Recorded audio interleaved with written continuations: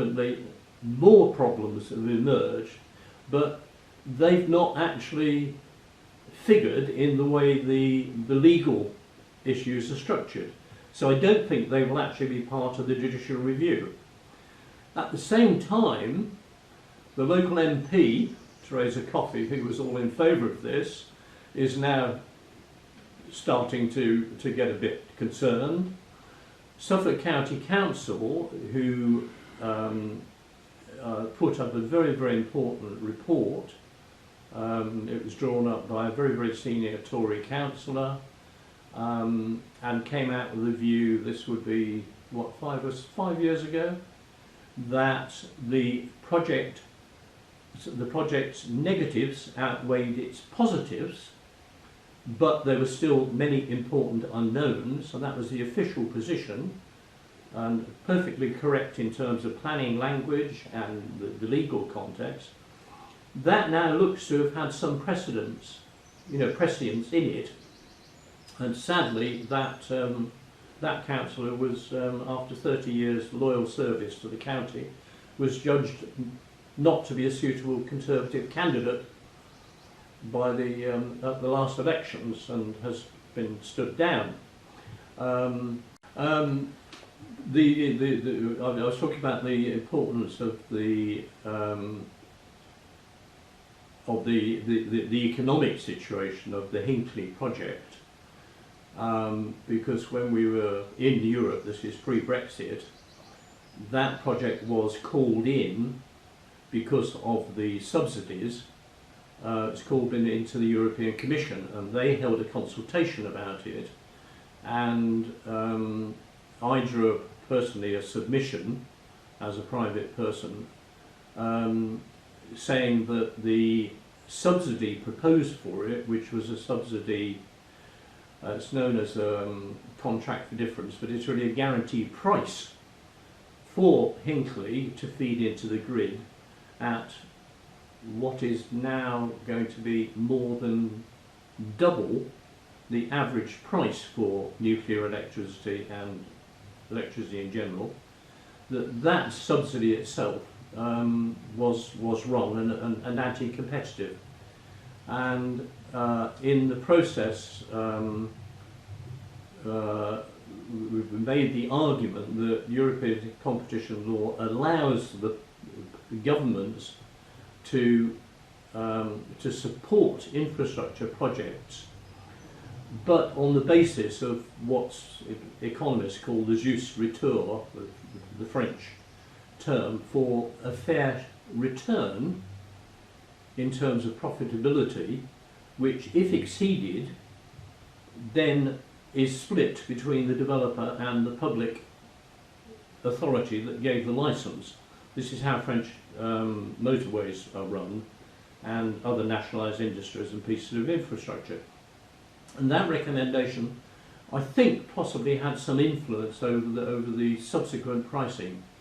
So, coming right back to Sizewell B, originally it was thought, and this was part of the case that the company put up all the time, that the guaranteed price for Hinckley, slightly reduced, would also be the guaranteed price for Sizewell B.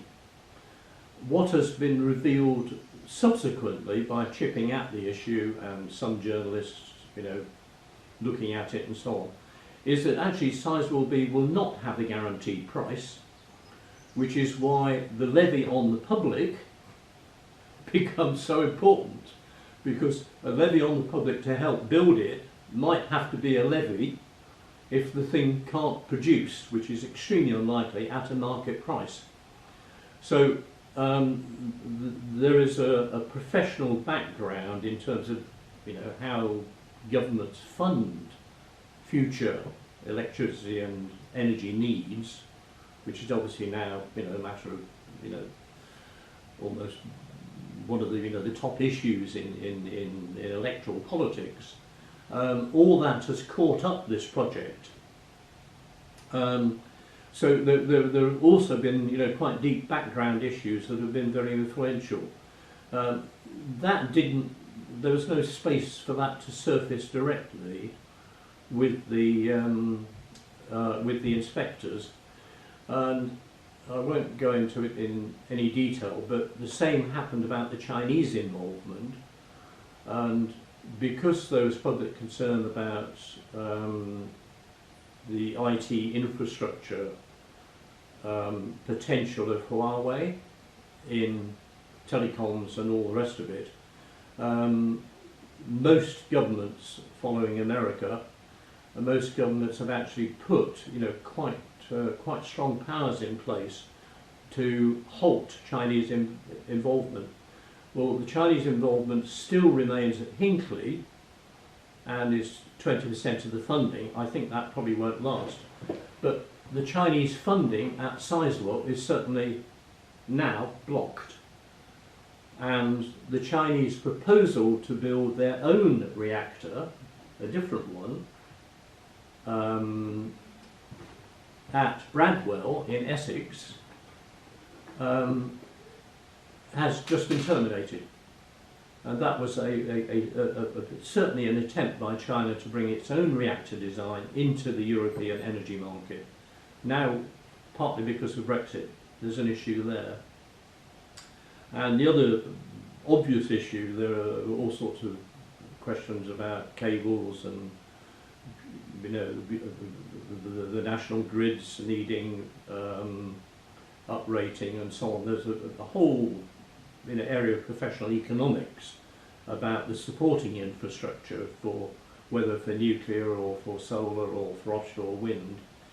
In that area, something we did manage, I think, to get across, there is a question that if Britain went ahead with a heavy nuclear programme, we might need to sell it to somebody else, and the obvious we would sell it to are the Europeans. But if it's heavily subsidised, Europe's own electricity producers are going to challenge it under European competition law. So there are very, very high political economy issues still outstanding, which again have got nothing to do with judicial reviews or matters of that kind. In a nutshell, it's been 10 years of, how can I put it, the local press occasionally reflecting some of the concerns of the local community, but by and large being supportive of EDF, being a bit like a lot of public relations agents sitting on top of an iceberg, and they're sitting on the bit you can see above the sea, but all the real determinants of the project are the other 6/7 underneath the sea. and the sea has been quite stormy. So it's very, very difficult to say anything very simple or direct about it.